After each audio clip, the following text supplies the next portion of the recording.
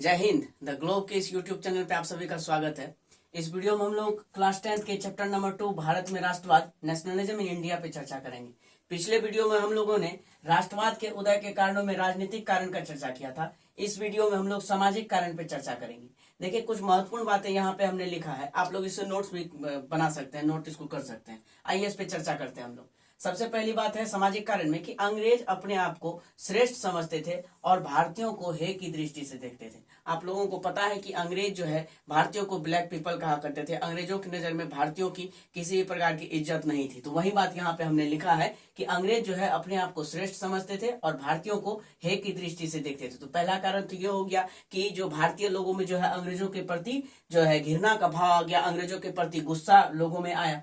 फिर दूसरा जगह है कि अंग्रेज जो है प्रत्येक जगह पर भारतीयों के साथ दुर्व्यवहार किया करते थे।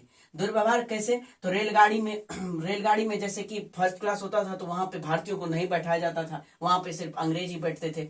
और क्लबों में या सड़कों पर या होटलों में जो है भारतीयों के साथ हर जगह इनसे ब्रिटिशों के द्वारा, अंग्रेजों के द्वारा दुर्व्यवहार किया जाता था। ये भी एक कारण बना कि जो है भारतीय लोगों में जो है अंग्रेजों के प्रति जो है काफी रोष उत्पन्न हुआ। फिर सरकारी नौकरी में क्या होता था, जितने भी गवर्नमेंट जॉब होते थे उस समय में, तो वहां पर जितने भी ऊंचे ऊंचे पद थे उसमें सिर्फ ब्रिटिश अधिकारियों को ही नियुक्त किया जाता था। भारतीयों को काफी लोअर पोस्ट दिया जाता था, काफी नीचे वाले पद पर रखा जाता था। और जितनी सुख सुविधाएं यदि भारतीय में योग्यता होने के बावजूद भी यदि उनको ऊपर वाला पद मिल भी जाता था तो जितनी सुख सुविधाएं जो है यूरोपियन अधिकारी को दिया जाता था उतना जो है भारतीयों को नहीं दिया जाता था। तो ये पूरी तरह से जो है भेदभाव किया जाता था भारतीय लोगों के साथ ब्रिटिश की तुलना में।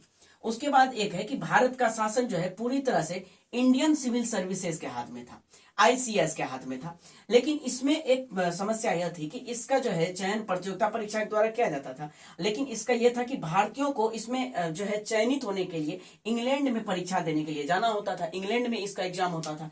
किंतु ये भारतीयों के लिए एक तो समस्या, बहुत ज्यादा समस्या थी कि इंग्लैंड जाके एग्जाम देना उस समय, और भारतीयों के लिए यह परीक्षा बहुत ज्यादा टफ हो गया था।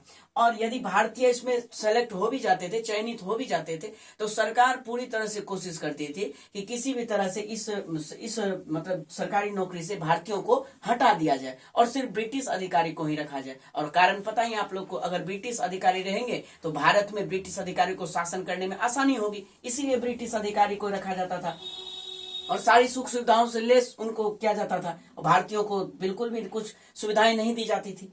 इसी तरह से जो है धीरे धीरे ये सब कारण जब आगे आया तो भारतीयों के जो है कुछ शिक्षित वर्ग और मध्यम वर्ग, इन लोगों ने अंग्रेजों की जो है मंशा को समझना शुरू किया और इनके शासन के विरुद्ध में ये लोग आवाज उठाना शुरू किए, इनके खिलाफ आवाज उठाना शुरू किए।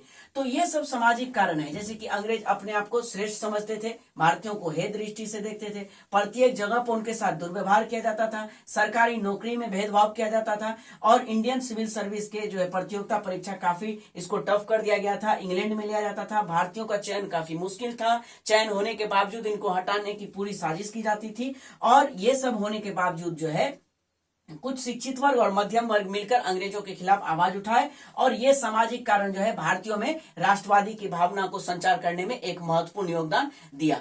तो इस तरह से ये सामाजिक कारण हो गया। अब नेक्स्ट वीडियो में हम लोग जो है इसके आर्थिक कारण पे चर्चा करेंगे। तब तक के लिए जय हिंद।